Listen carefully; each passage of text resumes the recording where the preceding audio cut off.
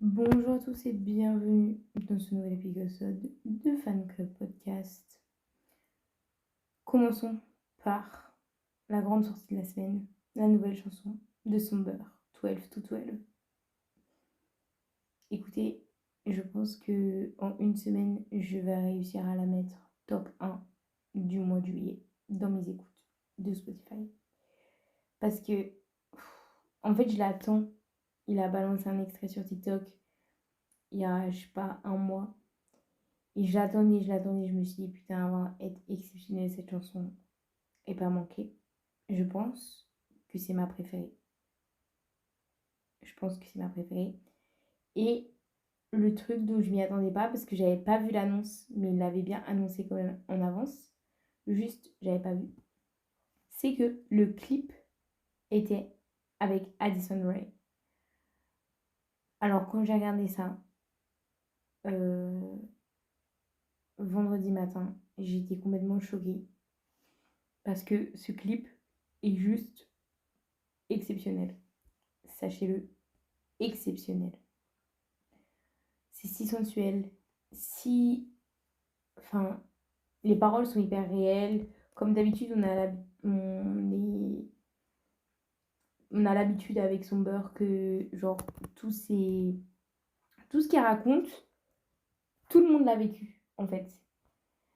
Et je pense que c'est le pouvoir de sa musique, déjà, parce qu'il fait quelque chose, il prend des sentiments qui sont hyper universels.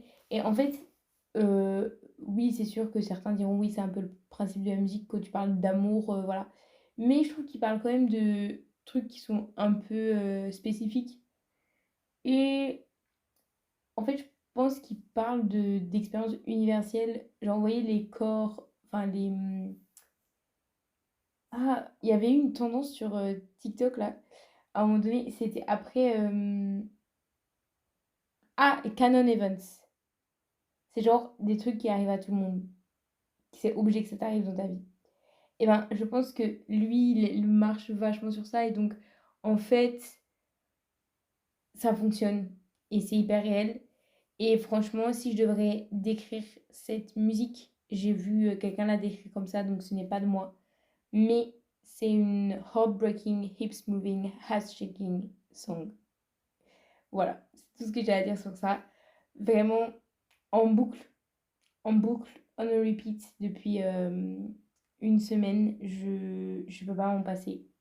Je l'adore.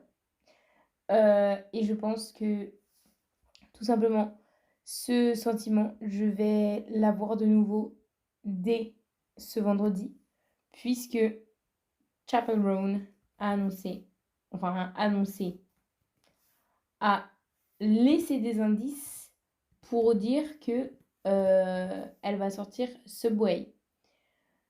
Parlons-en. Parce que Subway, c'est une musique qu'elle a chantée plusieurs fois en concert, en festival, l'été dernier. Et tout le monde l'a vu, cette musique. Tout le monde veut qu'elle la sorte parce qu'elle est absolument exceptionnelle. Euh, Pareil, là, c'est encore une fois, je pense, une musique qui parle d'un canon event. Genre quelqu'un que tu rencontres dans le métro, en l'occurrence, et dont tu, genre, gardes en souvenir pendant très longtemps, alors que tu ne connais pas cette personne. Euh, et, et du coup, c'est hyper relatable, encore une fois. Cette musique, on l'attend de pied ferme depuis un an. Et elle la sort enfin. Elle a quand même dit dans une interview il y a quelques mois que si elle devait sortir cette musique, elle serait sans doute différente parce que elle a fait une version live et du coup, c'était pas la version de base. Et si les gens, enfin, c'est possible qu'on va être déçus, mais c'est seulement parce qu'on a été habitué à la première version et du coup, on va forcément être déçu. C'est comme, peut-être que vous avez, enfin, c'est sûr que vous avez déjà ressenti ça, mais moi, par exemple, c'était un peu ça que j'avais au tout début quand Harry Styles a sorti son album et il y avait Late Night Talking, alors que j'écoutais depuis un mois la version live à Coachella avec beaucoup plus de cuivre et donc forcément, il y a des changements et au début, tu es choqué, mais ensuite, tu t'y habitues et c'est bon. Donc, j'ai très hâte de l'entendre. Je pense que je vais adorer parce que je l'écoute déjà en podcast. Voilà, c'est une super musique. Moi qui pars en road trip la semaine prochaine. Enfin, en road trip. Non, je vais juste faire un voyage en voiture. Je pense que c'est une super musique que je pourrais mettre dans la voiture, dans ma petite playlist de voyage. Donc, ravie de savoir. D'autres musiques que je vais pouvoir ajouter, c'est l'album de René Rapp qui sort effectivement ce vendredi, je crois. Écoutez, j'ai assez hâte puisque bah voilà, je vais en parler notamment dans ce podcast. J'ai écouté ses singles qu'elle a sortis avant ce podcast, avant cet album, pardon. Et j'en suis plutôt contente. Donc voilà. Bien sûr, à l'heure actuelle, j'ai conscience que vous ne savez pas tout ce qui est René Rapp, mais je compte bien y remédier puisque l'épisode prochain sera sur elle. Euh, voilà, je vais l'enregistrer en avance parce que je vais être en vacances, donc je vais l'enregistrer assez tôt, donc ça sera vraiment un épisode pré-enregistré, ça sera pas forcément sur l'actu, mais voilà, comme ça vous pourrez en savoir plus sur elle. Et je ferai ma petite review de cet album que j'espère va être réjouissant. Voilà, c'est un peu tout pour les nouvelles musicales, pour les petites choses que j'avais à dire avant de commencer avec le vrai contenu de ce podcast. Alors, qu'est-ce qui s'est passé dans ma tête pour ce sujet de podcast? Déjà, sachez que je voulais faire un épisode sur René Rapp pour celui-ci. Je voulais parler de elle aujourd'hui, mais en fait, je me suis dit, ben non, parce qu'autant que j'intègre la review de l'album en même temps. Donc, voilà. Et puis, en fait, j'ai remarqué que depuis un certain temps, j'ai accumulé des musiques à écouter. Faut savoir que moi, généralement, non. J'ai un fonctionnement. J'ai un système pour mes recommandations de playlists. Donc, j'ai une playlist sur Spotify qui s'appelle Rex, R-E-C-S, où dedans, en fait, c'est mon répertoire de musique que je n'ai pas encore écouté et qu'il faut que j'écoute.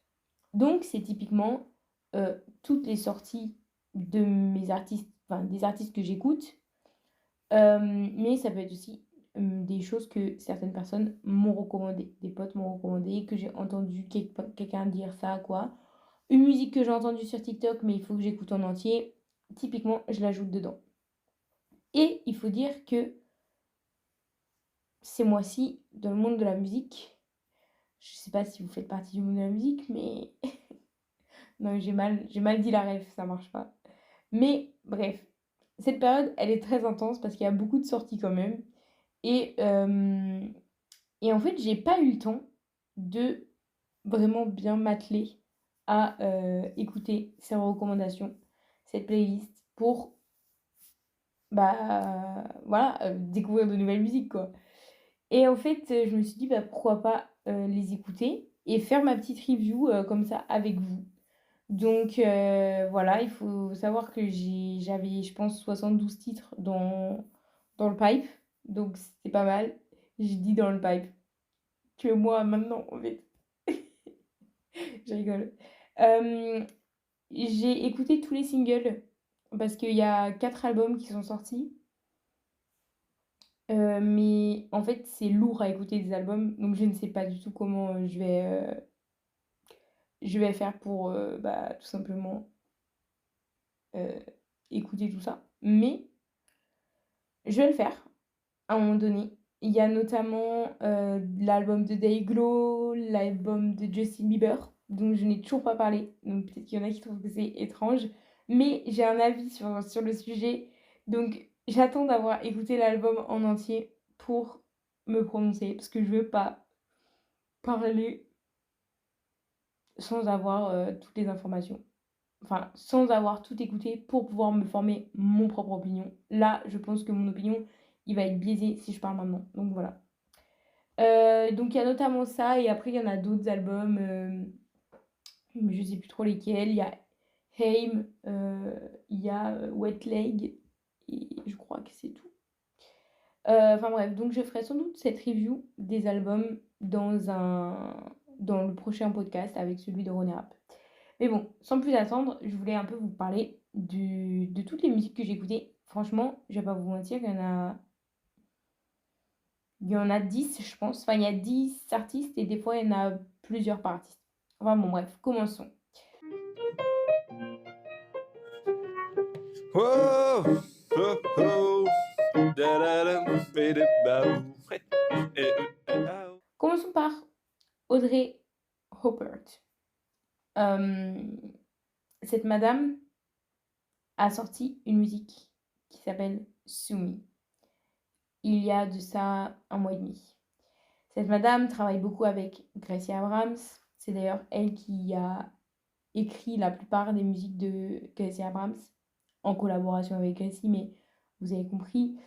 C'est un peu la spécialiste des dieux en termes de paroles. Et elle a commencé sa carrière solo en sortant une musique qui s'appelait Sumi, que j'ai adorée. Et là, elle a sorti une musique qui s'appelle Bowling Alley. Et honnêtement, mon avis, c'est que j'ai pas compris le point de la chanson. C'est pas une musique pour crier. Les paroles, elles sont très descriptives. Et pour moi, ça, c'est pas du tout un problème. Je sais que il y a un peu un débat. Il y en a qui n'aiment pas quand c'est très descriptif. Moi, ça me dérange pas. À partir du moment où je comprends l'histoire, où je comprends comment je peux l'adapter à moi. Si elle est facilement adaptable ou si c'est une métaphore et que je capte la métaphore pour pouvoir justement la mettre dans un contexte de ma vie. Là, du coup, je n'avais pas de prod qui m'intéressait. C'est pas une musique que je peux crier, c'est pas une musique dont je peux danser. Et les paroles, elles me parlaient pas. Donc pour moi, elle n'a pas de point, elle n'a pas de but. À l'inverse de Sumi, où vraiment pour le coup la prod était folle parce que tu peux danser, tu peux crier dessus et c'est hyper relatable. Donc j'étais un peu deg. Mais je me dis, je vais pas la juger trop vite parce que c'est que son deuxième son. Je pense qu'on est encore dans une découverte de son univers et je pense qu'elle aussi, elle est encore dans une découverte de son propre univers. Donc, je vais pas la juger trop vite non plus. Mais voilà, on va dire qu'elle a une note de 50% parce que j'ai adoré Soumi. Mais c'est vrai que Bowling Alley, j'ai pas spécialement kiffé quoi. Mais on verra bien par la suite. Son album sort au mois d'août. Je n'ai plus la date, mais son album sort au mois d'août. Sachez-le. Ensuite, nous avons une musique de Borns.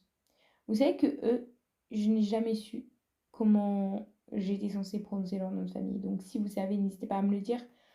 C'est ceux qui chantent Electric Love. Baby, you look like thinking about. J'avais plus l'air en fait. Je crois que j'ai mis les bonnes paroles, mais pas sur le bon air. Et enfin bref, ils ont sorti une musique qui s'appelle High Speed Chasing. Je pense que cette musique est bien, mais je pense que ce n'est pas le moment pour moi. Je suis pas capable d'écouter cette musique.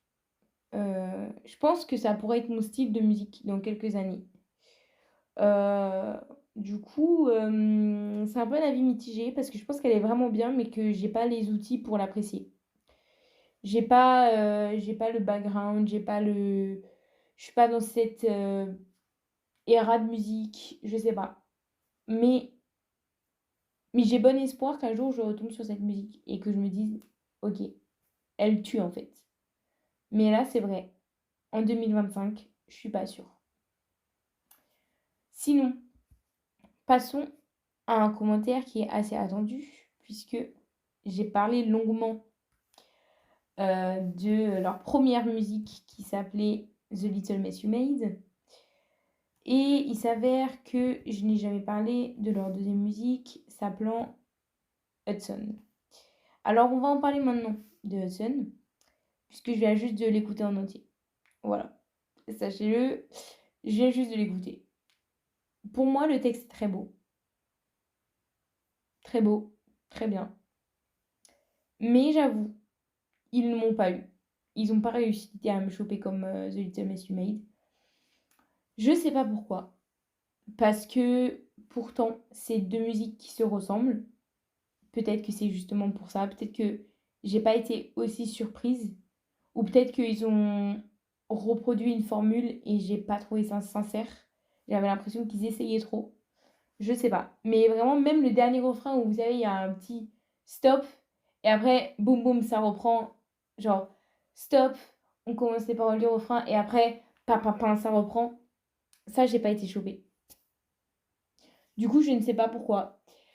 Je pense que c'est une histoire qu'il faut que je revienne dessus, peut-être à la sortie de l'album. Euh, J'avoue que je commence un peu à avoir peur de cet album parce que je me dis, c'est vrai que The Little Mess You Made, j'ai kiffé. Mais est-ce que je serai en capacité de kiffer un album entier comme ça si vraiment ils utilisent tout le temps cette même formule? Parce que là, concrètement, j'ai adoré le premier single parce que je pense que c'était l'effet de surprise et que vraiment la formule était super bien faite. Mais si c'est pas aussi bien fait et à chaque fois bien fait dans toutes les musiques, je vais être extrêmement déçue parce que ça va juste être du copier-coller mal fait. Donc, j'ai très peur. Je vous l'avoue, voilà. Moi, je me livre. Je vous donne mon vrai avis. Je suis franco, je suis directe. J'ai peur pour cet album. J'espère être agréablement surprise. En tout cas, ce qui est sûr, c'est que je vais être surprise. Je pense que je vais être surprise, soit par de la déception, soit d'un côté positif. Mais j'essaye d'avoir peu d'attentes. J'essaie d'avoir peu d'attentes, j'essaye de pas trop essayer de savoir et d'anticiper ce qu'ils vont faire. Parce que je pense que sinon ça va me porter préjudice. Donc voilà. Sinon, on a des musiques de Good Neighbors. Alors que je vous parle un peu d'eux parce que je les adore tout simplement. Good Neighbors, ma vida loca, je les adore. C'est les chanteurs de Darling, won't you take me home? Send me shivers somewhere I used to go. Bah, vous la connaissez, c'est la musique pour les couchers de soleil en fait sur la plage. Mais en tout cas, je veux absolument parler d'eux parce que c'est vrai que j'en ai pas parlé dans enfin, avant de ces gens qui sont absolument exceptionnels par ailleurs. Mais ils sont en train de sortir un nouvel album et ils sont en train de drop des singles depuis le début de l'année. Moi, je suis particulièrement addict à une musique qui s'appelle Starry Eyed. Elle est absolument exceptionnelle. Je crois qu'ils ont fait une réédition de Starry Eyes. Je sais pas si c'est Eyes ou Eye. Faut que je regarde. Mais Eyed, Starry Eyed. Et ils ont fait une réédition avec Chelsea Cutler. Et c'était aussi super bien. Donc, ce que je voulais dire, c'est qu'ils ont sorti du coup un nouveau single qui s'appelle Suburbs. Et laissez-moi vous dire que c'est tout simplement excellent. Pourquoi? Parce que, et comme leurs deux autres singles auparavant, c'est exactement ce dont j'ai besoin maintenant. En ce 29 juillet 2025, je veux des musiques pour tapoter sur le volant, avec mes lunettes de soleil sur le nez, fenêtre baissée, crier dans ma voiture. C'est ça ce que je veux. Je demande pas plus, pas moins. Et eux, constamment, ils me délivrent exactement mes besoins. Good Neighbors, ça fait partie de la catégorie été, ça fait partie de la catégorie décapotable, ça fait partie de la catégorie road trip, directement. Et je pense à l'infini. Je les conseille, vraiment, j'espère que je vous les ai vendus, parce que là, les dernières chansons qu'ils nous ont faites, pour moi, c'est du grand génie. Donc, j'ai très hâte, bien sûr, d'écouter leur prochain album. Laissez-moi juste regarder parce que je pense qu'ils vont en sortir un. Mais est-ce que nous avons la date? Je vais vérifier ça immédiatement. Est-ce qu'il y a, bien sûr, il y a un compte à rebours pour Blue Sky Mentality. Maintenant, je m'en souviens. Oui, ça sort le 26 septembre. Vous voyez, là ça m'attriste. Ça m'attriste parce que je pense que le 26 septembre, il va y avoir des sacrés bangers qui vont sortir également. Mais malheureusement, le 26 septembre, les lunettes de soleil, la fenêtre baissée de la voiture, ça sera peut-être un peu loin. J'ai un peu peur au niveau de la date. Mais après, personnellement, ça ne va jamais m'empêcher de les écouter. J'ai pas besoin d'un soleil. Je peux les écouter sous la pluie, ça me dérange pas. Une autre personne là que j'ai envie d'aborder, puisque on a tous été très secoués par sa musique Messi en début d'année. Et depuis que j'ai découverte, j'essaye de suivre un petit peu ce qu'elle fait. Elle a sorti une musique au mois de juin qui s'appelle Not Like That Anymore. J'ai trouvé que c'était OK sur 10. Voilà, je le dis. Cash, pistache. J'ai trouvé que c'était OK sur 10. J'ai pas grand chose à ajouter, puisque finalement, j'ai pas grand chose à ajouter. Son album qui est sorti là, donc l'album qui contient Messi, je l'avais bien aimé. Il y avait quelques musiques que j'ai écoutées en plus de Messi, bien sûr. Là, je me dis, est-ce que ça va marcher? Est-ce que la hype est descendue? Je sais pas. Je sais pas. En tout cas, franchement, elle m'a pas chopée. J'ai rien à dire. Je pense que c'est une bonne musique, mais c'est vrai que c'est pas le... Bon, moi, j'ai pas été chopée, quoi. Ça m'a rien fait. Et franchement, sans aucune transition, puisque le genre de musique est absolument aucun rapport. Mais j'ai envie de parler de The Marias. Parce que The Marias, il faut savoir que je n'écoute pas. Vraiment, je n'écoute pas, mais pas du tout. Je les écoute pas. Je crois que j'ai une musique en anglais. Pourquoi en anglais? J'ai une musique que j'écoute d'eux. Et... Enfin, d'elle, pardon. Pourquoi d'eux? D'elle. Et en fait, c'est vrai que je suis pas du tout montée dans la hype qu'il y avait l'année dernière. Mais c'est vrai que là, je me suis dit, il faut que je teste, il faut que j'écoute. Et elle a sorti des musiques, enfin, du coup, 2 nouvelles musiques en 2025, là, au mois de juin. Et bon, pour ceux qui connaissent pas The Marias, c'est assez sensuel. C'est espagnol et anglais. Je crois qu'elle est d'Amérique latine, mais je suis pas sûre parce que du coup, je connais pas très bien cette artiste. Mais voilà, je sais qu'elle fait des chansons dans les 2 langues. Et elle a sorti donc 2 musiques cette année, au mois de juin, là. Une qui s'appelle Back to Me et une qui s'appelle Nobody Knew. Et en fait, je pense que c'est une erreur pour moi d'écouter cette musique maintenant. Parce que c'est des musiques qui sont sensuelles, c'est des musiques que enfin, qui pour moi ne correspondent pas à la DA de mon été. Du coup, c'est pas le moment pour elle d'intervenir dans ma playlist. En tout cas, Back to Me, non. Nobody Knew, j'avoue, je l'ai liké. J'ai liké, je l'ai mis dans ma playlist parce que même si c'est pas la DA, franchement, elle est quand même trop bien. Du coup, je l'ai fait. Donc, comme quoi, il faut pas non plus se laisser influencer par les musiques qu'on écoute actuellement pour fit une DA précise en fonction de la saison. La musique, ça reste un art. On accroche ou on n'accroche pas. C'est vrai que les prédispositions de la température et de la météo sont quand même énormes et peuvent beaucoup jouer sur les musiques qu'on écoute. Moi, en tout cas, c'est le cas. Et voilà. Mais en tout cas, Nobody Knew, c'est quand même hyper accepté. Et dans le même sens que c'est assez dur pour moi d'écouter The Marias, ou The Marias. Je sais pas si on dit le S ou pas en fait. J'ai vraiment pas assez de connaissances sur cet artiste, donc je préfère m'abstenir sur toute prononciation, enfin, trigger warning. Enfin bref, de la même manière que je pense qu'elle ne correspond pas avec vraiment ce que j'écoute actuellement parce que c'est l'été. Je pense que c'est le même problème pour la nouvelle musique d'Olivia Dean qui s'appelle Lady Lady. C'est pas vraiment la vibe que j'ai cet été.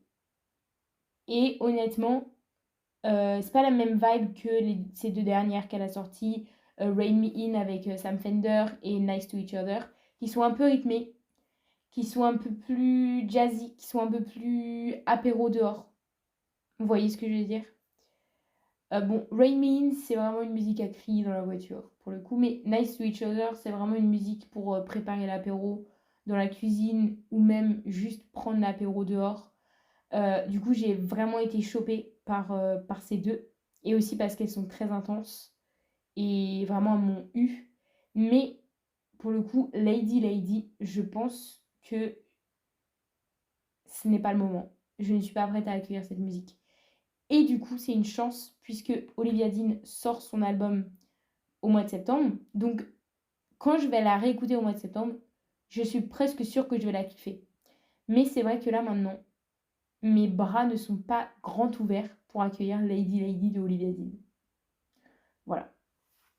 En tout cas, passons maintenant à la grande déception de cette playlist. Même si déception est un mot fort parce qu'il aurait fallu que j'ai beaucoup d'attentes, alors que ce n'était pas le cas. Mais Only the Poets, bon, je vais vous dire maintenant mon histoire avec ce groupe. Et intrigante, puisque Only the Poets, je les connaissais pas, je les ai découverts à Lollapalooza il y a 2 ans. Je les ai vus en live et j'étais en mode waouh, je suis tellement fan d'eux.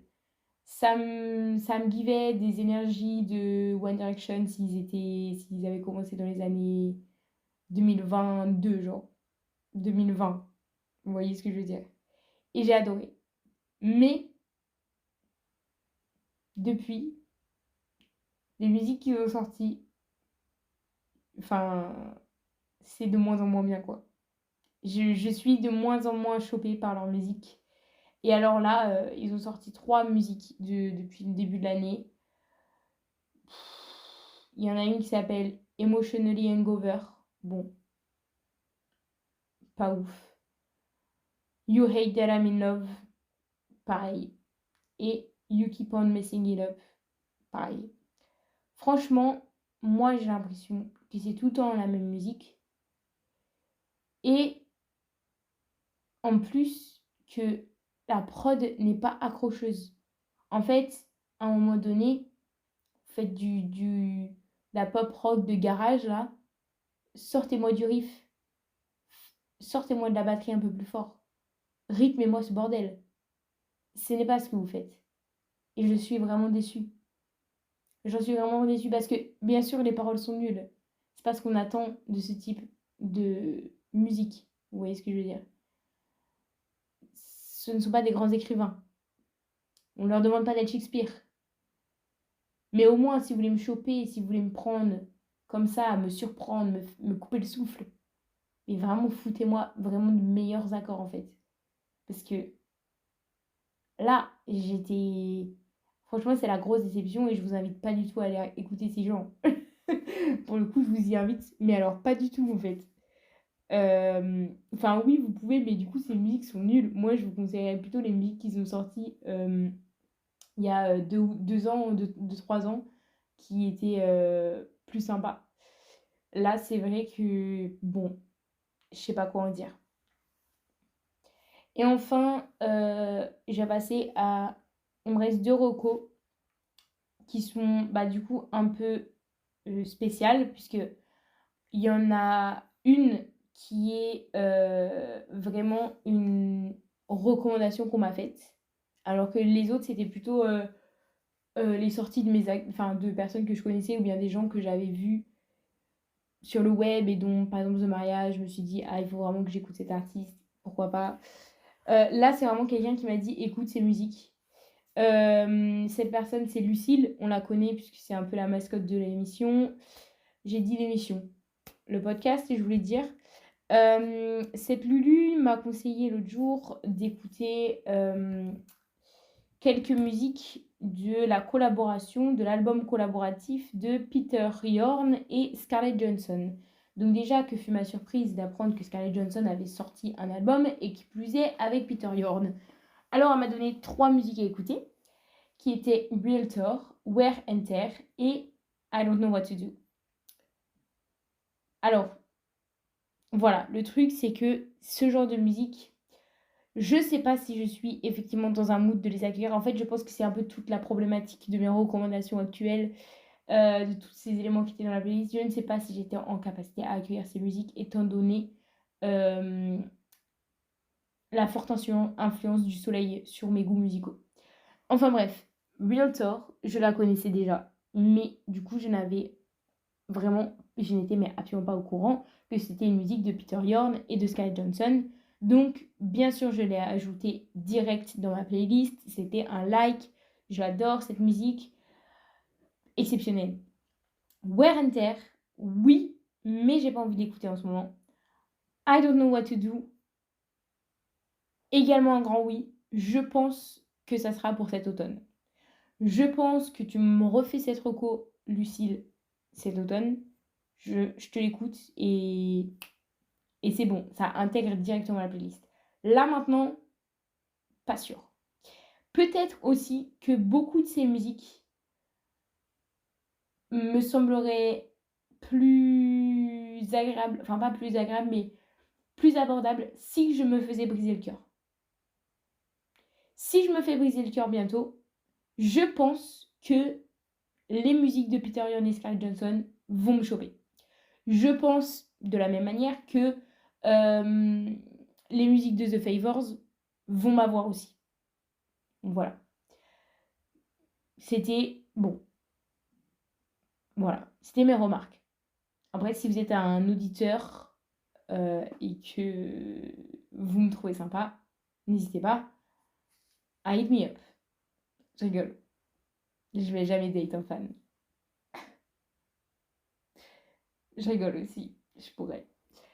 Bref. Dernier artiste, et donc là, je vais en dire, mais pas trop quand même, puisque c'est le sujet de la semaine prochaine, c'est René Rapp. Oui, enfin, j'ai écouté ces 2 autres musiques, puisque j'avais écouté... Oh merde I'm a real bad girl, I'm a real good kisser, Leave Me Alone. J'avais écouté Leave Me Alone, son premier single de cet album, que j'ai adoré. Dont d'ailleurs j'avais fait un post Instagram pour recommander cette musique. C'était vraiment ma best reco du moment. Mais c'est vrai que je n'avais pas eu le temps de bien écouter Mad et Why Is She Still Here. Mad, pour moi, c'est ok. C'est ok. Franchement, ok sur 10.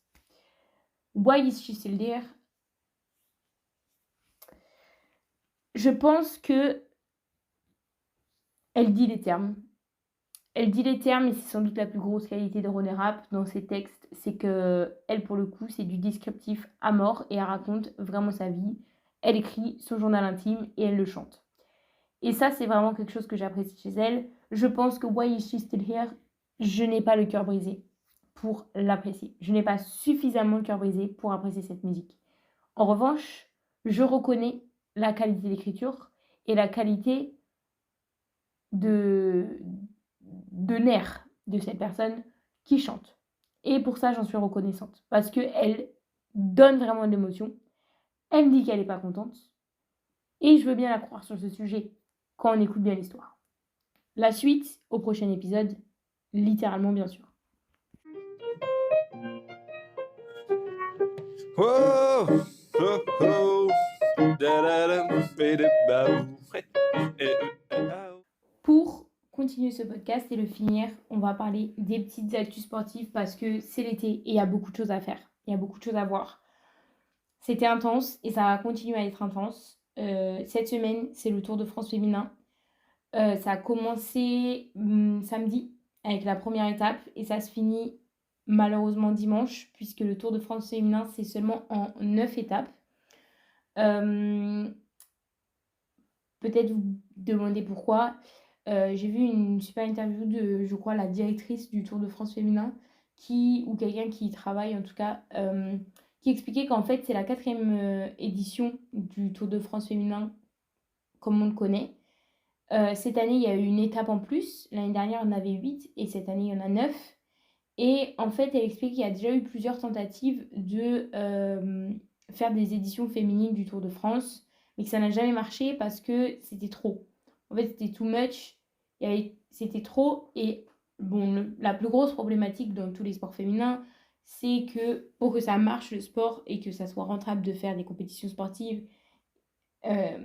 il faut médiatiser le truc. Donc il faut que les médias prennent le risque de médiatiser pour ensuite que nous on s'y intéresse, pour donner de l'argent et continuer ensuite le cercle vertueux. Mais je pense que dans les éditions précédentes, il devait y avoir un trop gros risque. La formule n'était pas la bonne en tout cas. Et du coup, les gens n'ont pas suivi. Honnêtement, je ne suis pas choquée parce que je pense que si tu mets un Tour de France féminin directement en plus de 20 étapes, en 21 étapes comme il y avait pour les garçons, je pense qu'il n'y a personne qui va suivre parce que c'est trop nouveau et ça fait trop d'un coup. Et parce que malheureusement, nous vivons dans une société quand même sexiste, même si on ne veut pas... Enfin, sur plein de points, ça ne l'est plus, mais je pense que voilà, il y a quand même des petits trucs qui font que c'est trop d'un coup. Et du coup, pour être sûr que ce qu'ils expliquaient, c'est pour être sûr de garder en fait cette édition, réussir à faire avec cette formule, ils ont besoin d'y aller de manière évolutive pour rendre la chose pérenne. Donc, ce qu'ils font, c'est que chaque année, ils vont augmenter les étapes et ils vont essayer de rendre le truc de plus en plus grand pour qu'à un moment donné, ça puisse arriver à quelque chose qui ressemble à la formule du Tour de France masculin. En tout cas, c'est une très bonne initiative. Il y a notre super cycliste français, merde, comment il s'appelle? Pauline Ferrand-Prévot, voilà, je l'avais oublié. J'avais oublié son nom de famille, j'avais le petit Pauline, mais Pauline Ferrand-Prévot qui est très connue pour le VTT notamment, où elle a gagné la médaille d'or au JO à Paris. Et elle se lance dans le Tour de France, je crois que c'est son premier du coup, ou je crois même que c'est sa première course route, puisque généralement elle fait du VTT, comme j'ai dit. Donc voilà, en tout cas c'est assez intéressant, je vous conseille de suivre, même si je sais que c'est tout le temps un peu long. Je trouve que c'est dur à regarder le cyclisme, parce que les étapes sont très longues, mais si vous vous intéressez au Tour de France masculin, il n'y a vraiment aucune raison de ne pas s'y intéresser au féminin, parce qu'en plus c'est assez court, donc je comprendrais que de regarder 2 Tours de France d'affilée, c'est assez long. Mais là, pour l'instant, c'est que 9 étapes, ça dure une semaine. Franchement, vous venez de regarder déjà presque un mois de cyclisme, une semaine de plus, ça ne vous fera pas de mal. L'autre information qui est, cette fois, je pense, peu connue du monde, c'est que cette fin de semaine, il va y avoir 8 finalistes de la Ligue des Nations de volley. La Ligue des Nations des volets, ça se fait en plusieurs semaines et genre ça se fait par phase un peu. Du coup, il y a eu des semaines, il y a eu plusieurs fois une semaine où ils s'affrontent sous format de poule. Donc il y a 18 équipes qui commencent et ensuite les 8 meilleurs font partie des phases finales et commencent à partir des quarts de finale du coup. Et donc ces matchs vont se jouer à partir du 30 juillet, donc ça a déjà commencé, jusqu'à ce dimanche 3 août. Donc la France joue son quart jeudi à 9h du matin. Je crois que c'est diffusé sur l'équipe. Donc voilà. Et pourquoi c'est intéressant? On a gagné l'année dernière. Nous sommes littéralement les champions en titre et on a gagné en 2022. Nous sommes également champion olympique, même double champion olympique d'affilée. La mauvaise nouvelle, c'est que malheureusement, nous sommes privés de un de nos meilleurs joueurs. Non, je ne parle pas de Ngapet. Jean-Patry. Voilà. Il n'y aura pas Jean-Patry.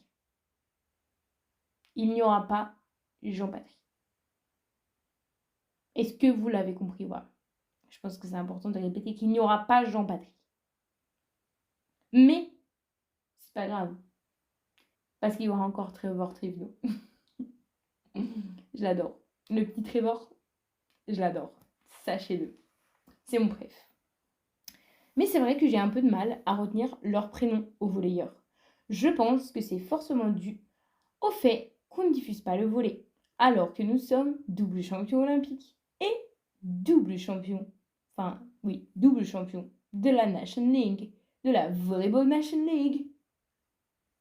Pourquoi? Pourquoi? Sans doute un problème encore de médias. Les médias ne veulent pas diffuser le volley, mais diffusez du fucking volley, s'il vous plaît. Diffusez-le. Et je le mangerai. Je le dévorerai. I will eat it up. Vraiment et sincèrement. En tout cas, vous savez ce que France 2 ne disappointe pas, c'est dans la diffusion des championnats du monde de natation. Ça, tous les ans. Enfin, tous les ans. Oui, si, c'est tous les ans les championnats du monde de natation, je crois. Je sais plus. Mais en tout cas, ils servent. Cette année, malheureusement, enfin, heureusement, bien qu'heureusement, ça a commencé ce week-end. Le week-end du 27 juillet. Ça a commencé ce 27 juillet, ce dimanche, et ça se finit le 3 août. Sachez en tout cas qu'on parle de championnat du monde de natation, mais en réalité, ce sont les championnats du monde de sport aquatique. Et que avant cette dernière semaine qui est centrée autour de la natation athlétique, il y avait aussi le water-polo, la natation artistique, la natation en eau libre et le plongeon. Mais c'est vrai qu'on a tendance à oublier toutes ces autres disciplines en France pour se concentrer sur la natation de course en bassin. Voilà. La bonne nouvelle, c'est qu'à l'heure où j'enregistre, nous avons déjà 2 médailles. Une médaille d'or, une médaille de bronze. On a eu déjà aussi plusieurs finales, puisque rien qu'aujourd'hui, en ce mardi 29 juillet, à l'heure où j'enregistre, il y en avait 4. Nous avions 4 finalistes. Donc, voilà. Léon Marchand va bientôt rentrer en course, sans mauvais jeu de mots. Il va participer aux 200 mètres 4 nage et aux 400 mètres 4 nage et vise un record du monde, bien sûr. Maxime Grousset, qui a donc gagné cette médaille d'or en 50 mètres butterfly lundi, a d'autres courses à faire. Le 50 mètres nage libre, le 100 mètres nage libre et le 100 mètres papillon. Ndoye Brouard, qui a gagné, lui, la médaille de bronze au 100 mètres d'eau, va aussi participer aux 200 mètres d'eau. Et comme a si bien dit Camille Lacour, avec un retour pareil, on peut compter sur lui pour le 200 mètres. Voilà. On a aussi tout plein de personnes comme Mewen Tomac, Anastasia Kaperchnikova, Marie Wattel, qui fera malheureusement que le relais. Mais on a vraiment plein de gens, je crois qu'il y a presque une vingtaine de nageurs et nageuses françaises. Donc, franchement, c'est de bon augure. En plus, c'est trop sympa de regarder. C'est aussi vachement hilarant parce que les deux commentateurs se font des pics à longueur de journée. Donc, j'adore. Il y a un petit décalage horaire, mais franchement, c'est largement faisable. La première partie de la journée, où c'est vraiment toutes les séries, ça commence vers 4h, 5h du matin. Mais ensuite, toutes les finales et demi-finales qui se passent généralement du coup à la fin de la journée, avec le décalage horaire, ça se passe entre 13h et 15h. Donc c'est vraiment trop cool. Et ensuite, à partir de 15h30, c'est le Tour de France féminin qui commence sur France 2. Donc franchement, c'est au top de regarder France Télévisions en ce moment. Voilà. Je voulais aussi terminer ce podcast avec une mention spéciale à une belle équipe des Lyonnes. Les Lionesses, comme diraient les Anglais, qui ont gagné ce dimanche l'Euro féminin. Et vous savez, oui, je suis super contente parce que c'est vrai que j'avais déjà prédit que ça allait elles qui allaient gagner. Je le savais, c'était mon pari. je l'ai réussi. Bon, voilà, trop forte. Mais je voulais revenir sur le fait que je vois énormément de contenus qui me font bien rire. Parce que les hommes, l'équipe homme de foot anglais, ne sont pas capables de ramener un trophée depuis tellement longtemps. Et du coup, ça me fait trop rire. Parce que c'est vrai que les Anglais, à chaque fois, là, ils ont vraiment une bonne équipe. Franchement, l'Euro, du coup, l'Euro de l'année dernière, c'était pas passé loin. Ils avaient vraiment une bonne équipe et yet again, ils n'arrivent pas à gagner. Et vous savez, les Anglais, ils sont tout le temps en train de dire It's coming home, it's coming home, it's coming home, en fonction de leur accent, vous voyez. Et jamais ça marche. Par contre, ça marche 2 fois d'affilée chez les meufs. Et du coup, j'ai adoré voir tout ce contenu avec le célèbre son If you want something said, ask a man. If you want something done, ask a woman. Et ça, pour moi, vous voyez, c'est pour ça que je vis. C'est peut-être ma raison de vivre. En tout cas, j'ai adoré. J'ai aussi adoré voir un peu tout le contenu qu'il y avait autour de la capitaine de l'équipe de football anglais qui sort avec une ancienne Miss USA. Voilà. Littéralement, Red, White and Wire Blue version meuf dans la vraie vie. J'ai que ça à dire. Donc, ouais, franchement, cette équipe d'Angleterre, je les kiffe. Bien sûr, un peu déçue du résultat des filles, des Françaises, mais bon, cette équipe anglaise est vraiment cool. Donc, je suis OK avec ce résultat. Voilà, c'est tout ce que j'avais à dire pour aujourd'hui. Je vous fais des gros bisous et je vous dis à la semaine prochaine.